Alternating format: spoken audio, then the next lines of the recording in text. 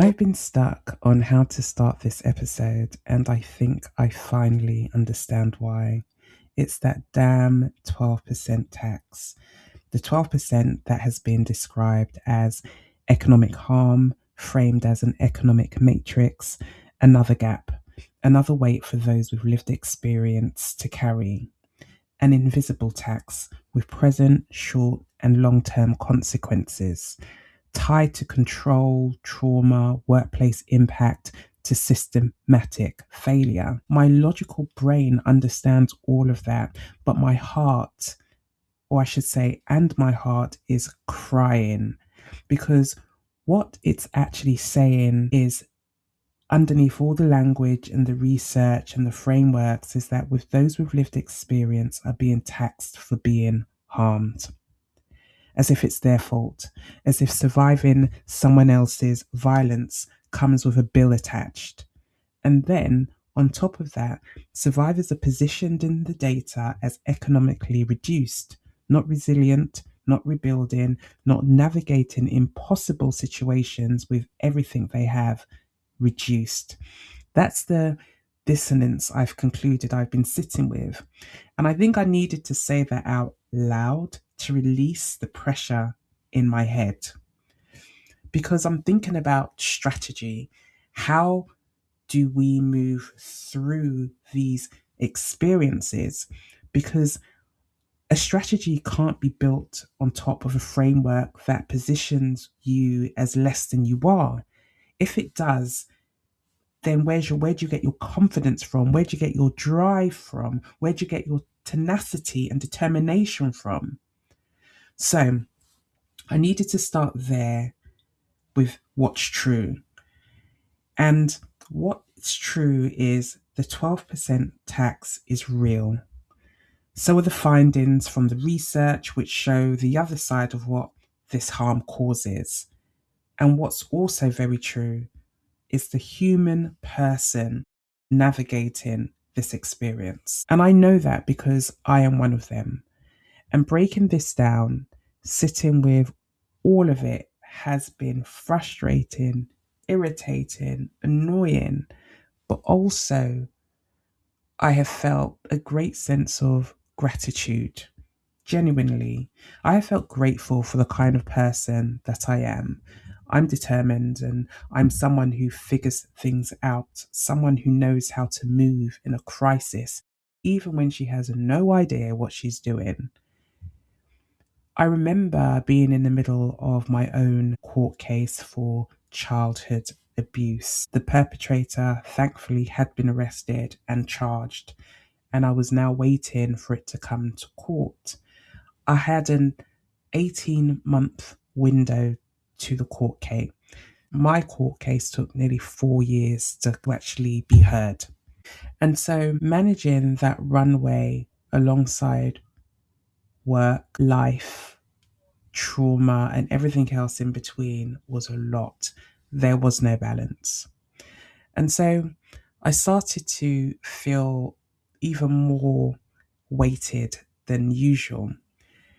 And I concluded that I couldn't sustain a 5-day work week with everything going on because I'm the type of person who starts work at 6 in the morning. I mean, literally, I'm at my desk at 6 and I can't predict most days what time I will finish work. It will either be 4, 5, 6, or 9 or 10 o'clock at night. It really depends on the energy flowing through my body, what I feel I need to complete, and also what I'm trying to avoid, because I've also come to realize that my overworking has been a distraction. It's been avoidance. It's been everything I've needed just to keep me from sometimes thinking about the situations I was in. So I would say that my overworking has been part of my unconscious survival strategy.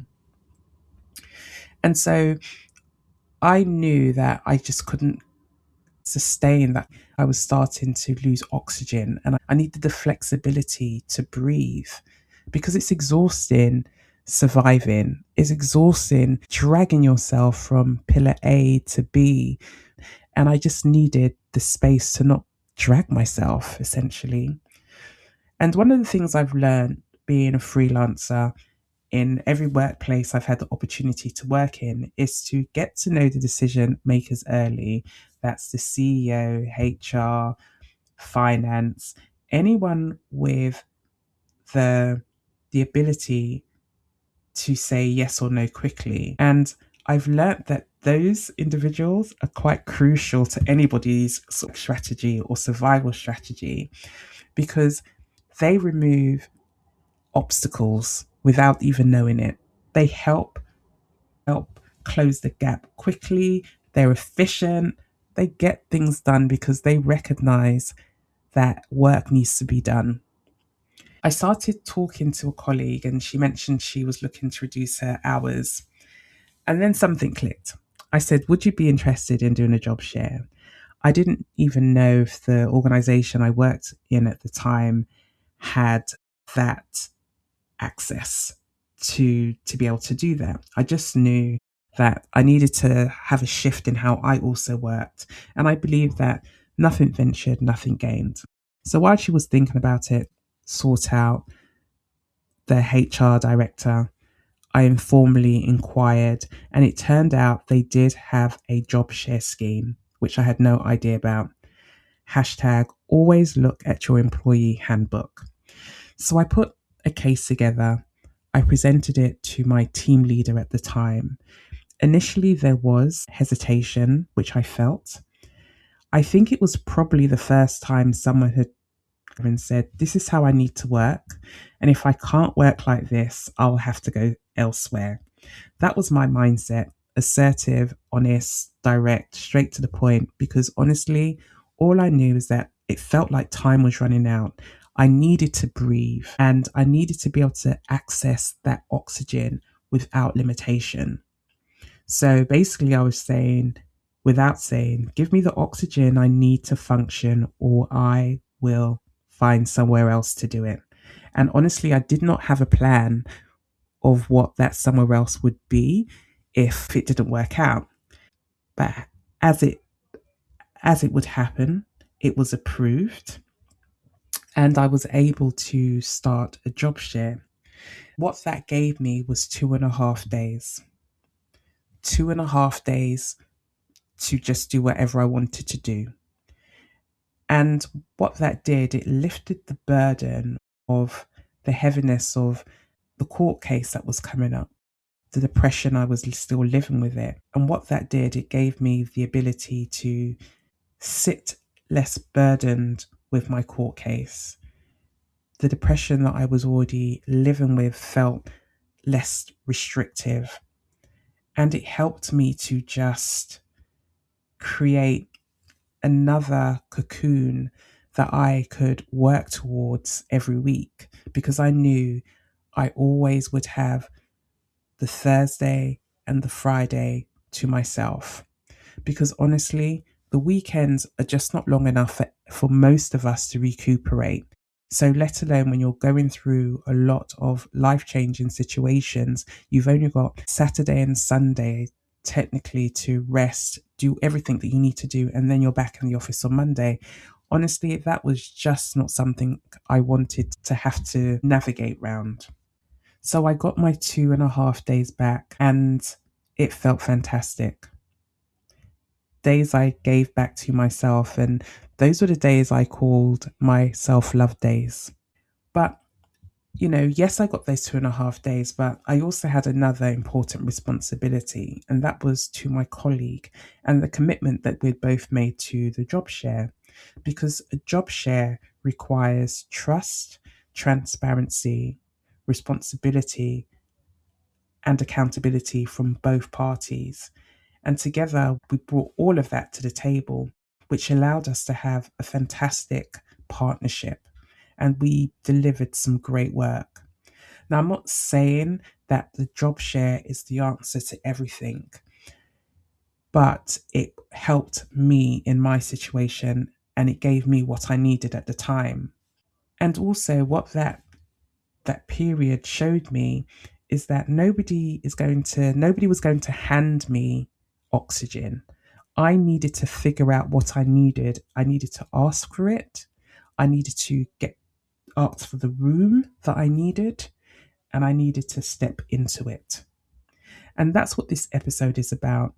It's not about necessarily the system catching up or waiting or wait. It's about creating the room, identifying what you need, knowing what you're entitled to, and taking action and moving to get what you need. And doing that responsibly, strategically, and at pace. The IFS says the 12% is permanent. And I somewhat disagree because permanent is because the IFS says the 12% is permanent. I disagree. It's permanent because no one knew about it. Now we know, and what we know, and now we know it exists. And I believe that what we know we can move, especially if it's not cement. And the aim for any of us navigating the space of trauma, of being in the category of experience in any form of violence, is to now work towards moving that permanency of the 12% tax to temporary. And I think that starts with each one of us choosing to advocate for ourselves. Greetings. This is Like Me Officially podcast, where raw truths meet reflection. I'm JK, and this is where I challenge social narratives, explore self efficacy, and move beyond surviving into thriving. Because if you are anything like me, you'll recognize that life is for living and living freely. Hashtag our time to thrive. So, this episode will touch on experience of domestic abuse, coercive control, court proceedings, and the economic consequences that follow. It's grounded in strategy and practical thinking for a very real subject matter. If you need to pause or breathe, take a step back, please do, because you matter more than this episode. If you have experienced domestic violence, sexual violation, or assault or of any kind, or if you're experiencing it now, this is not your fault. And if there are gaps in your CV, you've been told from your workplace you have underperformed, HR has reminded you that your annual holidays are slim to none, that you didn't meet your key performance indicators, that you missed out on a promotion, didn't get the pay rise. Because alongside working and navigating the workspace, you are managing the aftermath of something that never should have happened to you in the first place. That is not your fault. In 2026, In early 2026, the Institute for Fiscal Studies published research identifying a 12% tax, which is an average long term loss in income for women who have lived with an abusive partner compared to women in non abusive relationships, with effects that continue even after the relationship ends. So it's something which is not short lived, but what they're saying is that the 12% stands and it stays and it's permanent. And when we look at women from African, Caribbean, Asian, and other global majority backgrounds, it's likely that that number doesn't fully capture the reality. It may be where the impact begins, not where it ends. And that's important to acknowledge. And also, what's important to acknowledge is that this should also, or it does, I shouldn't say should, it does include disabled people too, a group too often left out of this conversation. So for the UK, it means that that the number is real, but likely to be much higher. And that's not a personal failing, it's a structural extraction taken without consent, no notice, and without receipt. The mess is the system and not you. And I believe a strategy cannot be built on self-blame. It has to be built on truth. And the truth is thousands, if not millions of women are carrying a cost that was never theirs to pay alone. But knowing that doesn't pay the rent, it doesn't pay the mortgage, it doesn't put food on the table, and it doesn't get the hours back. And waiting for the system to correct itself at the rate it's currently moving is not a strategy. So everybody's situation is different. I cannot compare my situation to A, B, or C, and they cannot compare themselves to mine. So where you may be in your experience, the stage, the circumstances, the supports around you, only you know that. So I suppose in this episode, what I want to share is not a checklist, but maybe some options that can be used to navigate a really messy experience. And some may apply now, some later. So, as always, I'll say take what's useful and leave what isn't. So, in the UK, I think it's important to know what you're entitled to. A lot of things get left on the table because we are unaware of our entitlement as women and as women who've experienced any form of abuse. The Domestic Abuse Act 2021 is the most significant piece of legislation in this space in a generation. It legally recognizes coercive control, economic abuse, emotional abuse, so not just physical abuse as previous acts. So, what that means in practice, your experience has a legal name, even if it never left a mark that could be photographed. And if you're currently involved in criminal proceedings or a court case, you have specific rights as a victim, including special measures in court. So, screens, video links, intermediaries if needed. You do not have to face the person who caused you harm across a courtroom unprepared. Know these rights exist. Ask for them because you're entitled to them. And I know when I was going through my court case, I asked for special measures in the court.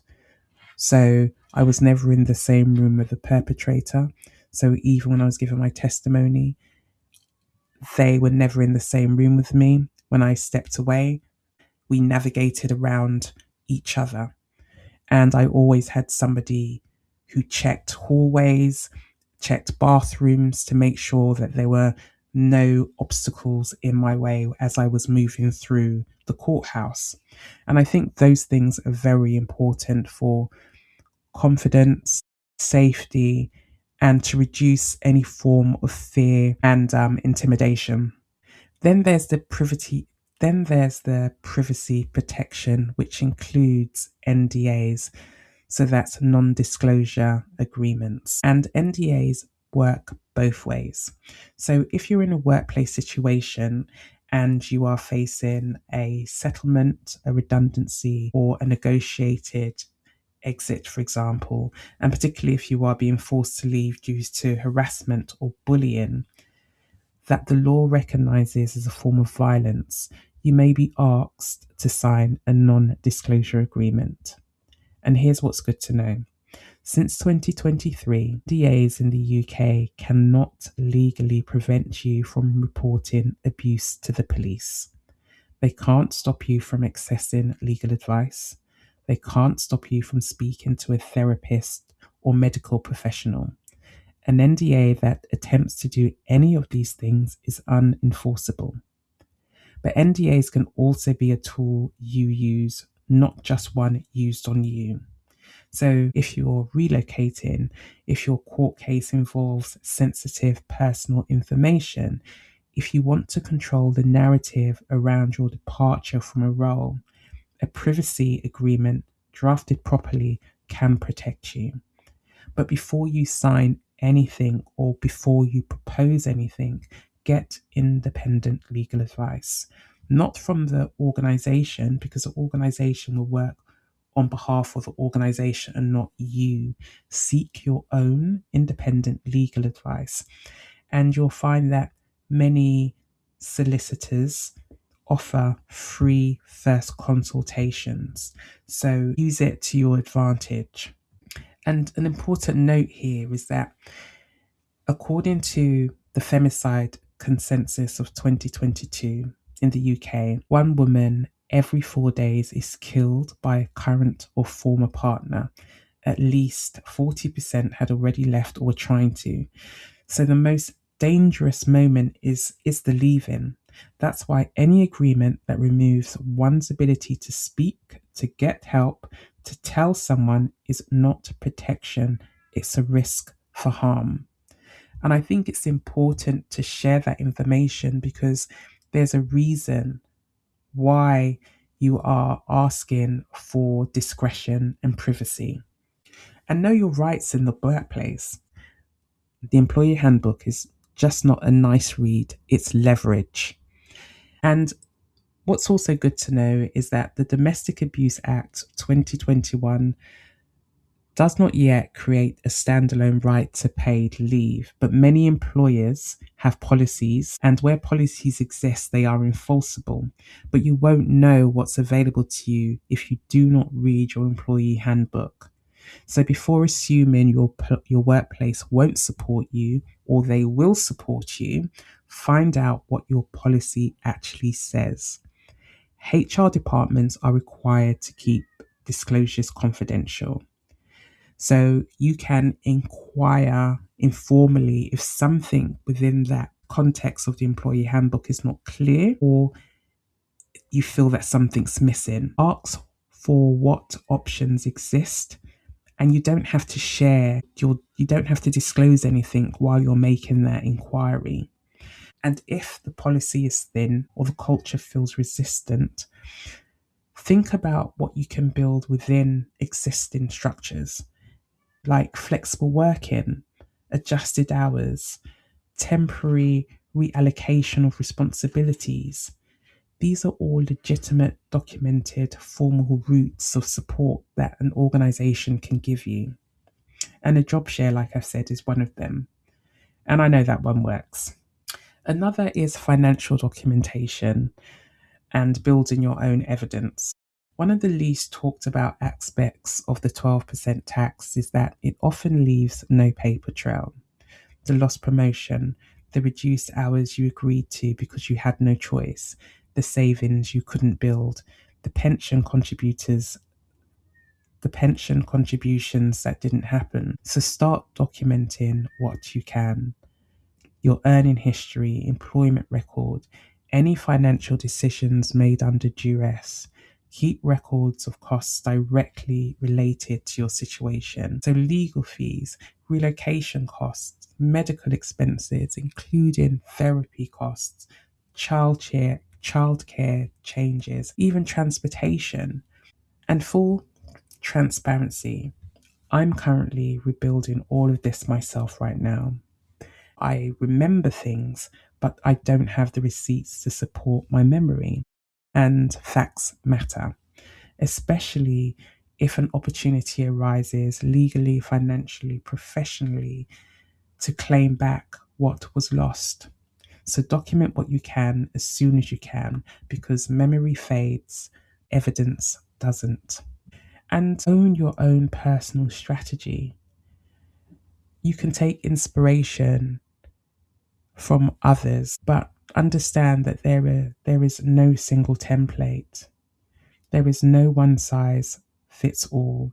What worked for me, the job share, reducing my work hours, or creating the condensed working hours environment, that specific circumstance may not be what works for you, but the principle still holds. I would suggest you look at your week, your resources, your rights, identify one thing, one lever, and take action on that. And build a case for what you want. Start with it in your mind map it, but build a case and take it forward. Take one step at a time. Be responsible for each step that you take forward to support yourself. So, if you're listening to this and someone in your life is living with the weight of the 12% tax, this part is for you. If you know that someone is experiencing any form of domestic violence or sexual abuse, the moment you know, you are part of the ecosystem. So, what that looks like, from my opinion, is that there's no neutral position from this point.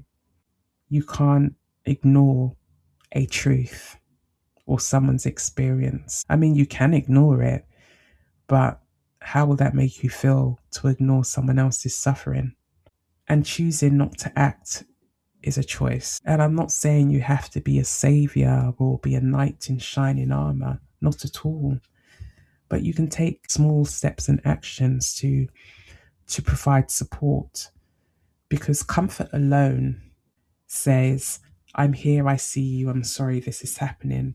And whilst comfort matters, it's not enough on its own. And what the additional action could look like is looking up the housing support line and sending a number, finding a solicitor for free advice, taking that person out to lunch, or going for a walk around the block at work, asking if they're safe, if they feel safe, asking what they need at this time. Because the person navigating a court case, a job, a relocation, or financial crisis is already managing more decisions per day than most people manage in a week. And so every task you take off their list is a contribution to closing the gap. It's criticism, judgment, side eyeing, telling her what she should have done, asking questions that make her justify herself to you, making your distress or your uncomfortable or your feeling of being uncomfortable about the situation something she has to manage.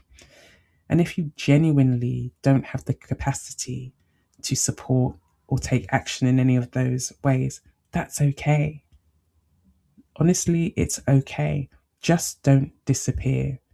And honest, I can't support you right now, but I'm here for you.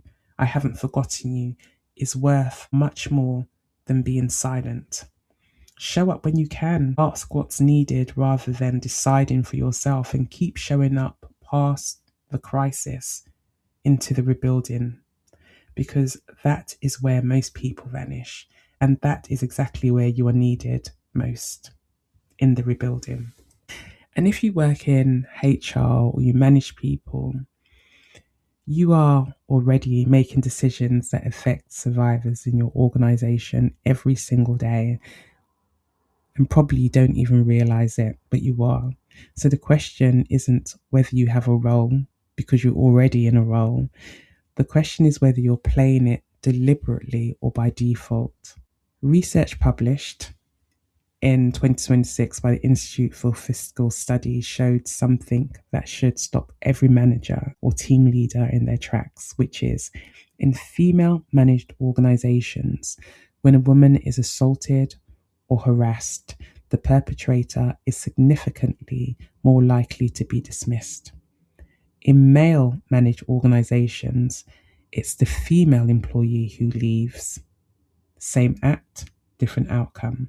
So, depending entirely on who holds power in the room. And why does that happen? It's because female leaders are statistically more likely to have experienced this themselves, or to be closer in the organization to those who have. They're less likely to default to protecting institutional reputation over individual safety, and they're less likely to treat the perpetrator as a more valuable asset. The decision isn't random, it follows a pattern of who holds power and what they've been taught to protect. So here's what I think is required of you: not just a policy that sits in the folder, a process that is actually followed through when someone tells you what they're experiencing. Managers who know what to do when someone discloses, essentially, not just guess, refer upwards or sideways, or just add them to a random meeting date in the future, but they take immediate action. And understanding that when a colleague comes to you and chooses to disclose, they're doing it because doing that is probably one of their last options to feel grounded, to feel supported. And what you do during and after that interaction could have either a positive or negative effect on how that individual and on how that individual then navigates working with your organization. And it's important to understand that individual, they're a survivor, but they're also a member of your team, and they're not the problem to be managed. She is a person carrying extraordinary weight while still showing up to do her job at your organization. So the least that the workplace can do is not add more issues to it. And if you need the business case for support, I think it's pretty simple. Replacing an experienced employee costs between 50 and 200% of their annual salary. So losing her because the culture made it impossible to stay is not a neutral outcome.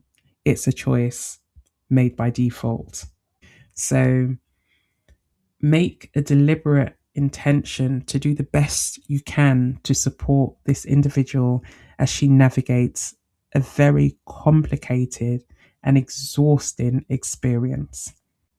And I promise you that choice in one team, one conversation in that moment connects to a much bigger picture, because the 12% isn't only personal, it's structural, it's financial, and it's also a debt. So I've been thinking, how do we make perpetrators pay? And I mean really pay, not just with being put in jail with charges, a slap on the wrist, or a not guilty verdict, and the ability to walk away from the court cases and being charged.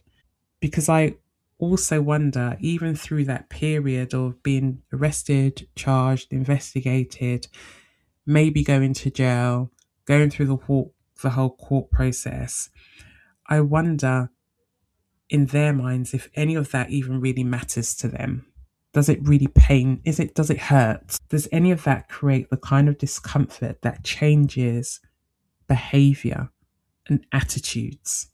And I think about survivors of trafficking rings, about women who've experienced the full weight of organized, repeated systemic harm. And I go through a range of emotions when I sit with that.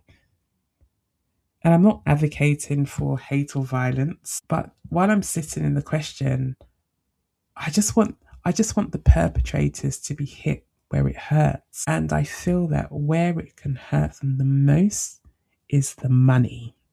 Not their freedom or reputation, their financial foundation, the thing that they have meticulously built, often while someone else was losing their foundations. So I started digging, because that's what I do, follow the question, ask the why. And I wanted to know, what does the UK already do to automatically take money from people who owe a debt they refuse to pay, for example? So the UK already has mechanisms to enforce financial obligations by taking money directly at source. The UK has a deduction from earnings order.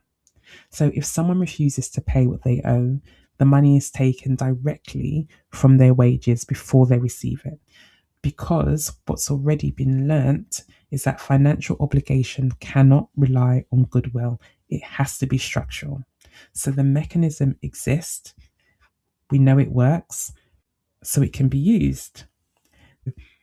The UK also has the pension sharing order. So when relationships Because when relationships ended, one person, usually the woman, walked away with less financial security, not because she contributed less, but because her contribution was never paid. So the law recognized it, gave it value, and created a way to rebalance what had been invisible. So the precedent exists. And then there's the Proceeds of Crime Act, because punishment alone isn't justice if the financial benefit of harm stays intact. So the law intervenes, it removes the gain, it says you don't get to keep what harm created. So here's what I'm thinking. We already have a system that says if money is owed, it can be taken at source. The system also says unpaid contribution has value and imbalance can be corrected. The system also says you can't keep the financial benefit of harm you caused. So let's connect the pipes. What if we apply those same tools to the 12% survivor tax and created an automatic restitution order, which is triggered by thorough legal proceedings, so it's all legal, and it's offender funded, taken at source from earnings, pensions, estates, assets. So it's not charity, it's not discretionary, it's structural. A restitution fund for survivors of lived experience or sexual violence and violence.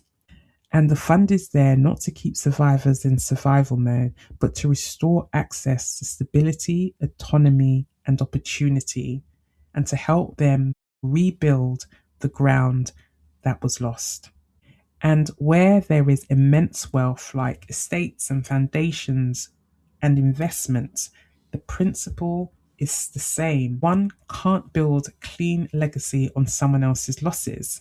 So the debt will need to be recuperated from estates, foundations, and investments. And here's another thing which I've come to conclude is that the survivor tax doesn't sit in one place. So no one single department owns it.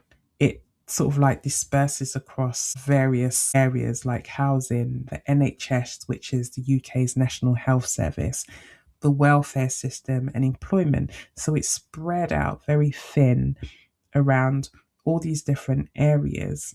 So no one part of the system feels responsible for fixing it, and that's a design flaw, and that design flaw can be corrected. So organizations like Surviving Economic Abuse, for example, have been naming this for years because economic abuse is now recognized in law. The financial sector is calling for change. Government has acknowledged the scale. So the conversation is already happening. The question is whether we move from conversation to consequence. So what I'm suggesting isn't radical, it's logical, and it aligns with what already exists. And it places the burden where it should always have already been placed, with those who caused the harm, not those who survived it. Those who've lived experience should not be rebuilding from scraps, not losing income, stability, dignity. They have already paid enough. And if and when they're ready, they deserve to stand on higher ground on their own terms. So back to where I started, getting 2.5 days so I could breathe. That's what one move gave me. It didn't close the gap and neither did it fix the process or the system, which I didn't understand at the time and I still really don't. It just gave enough space for me to breathe without thinking what matrix moves I would need to make to get through the day to accommodate multiple demands. And from those days, something shifted. Not because my circumstances dramatically changed, but because I had just made a move. I had looked at what was available, built a case for it, and chose to choose myself. And that's what I want for every single person who is navigating this kind of space. Choose to choose yourself, not to create a perfect strategy or come up with the best solution. Just choose you and take action on one thing. And do it at your own pace, but do it at pace. You don't need to wait for permission or sneak around to get things done. And there are so many resources available to us. We can look online or go to a support center. And to the supporters, the HR professionals, the team leaders, the friends. The question we all need to ask ourselves, including myself, is what is the one thing I will do differently after this episode? Like, what is the one behavior, something that reduces the weight for someone in your world who is navigating the 12% survivor tax, even by a small fraction? Because the gap doesn't close in one move, it closes every time someone anywhere in the ecosystem decides it's their responsibility to. Thank you for listening to this episode of Like Me podcast.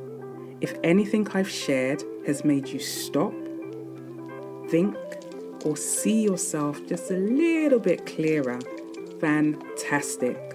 I love this for you. I love this for me. And honestly, I love this for us. And if this episode shifted something in you, give yourself a moment to sit with it. And if anything felt a little bit too heavy, speak to someone you trust. What I've learnt is that we don't heal in isolation, and you don't have to carry any of this alone. This space isn't about staying in survival mode. It's about lifting ourselves out of the dimension that has tried to keep us trapped, and choosing a version of ourselves that's still becoming. If this resonates with you, share with someone who might need a reminder or a friend. And make sure you're following the podcast so you don't miss the next episode. I'm JK. Stay open, stay self-curious, and remember, it's our time to thrive.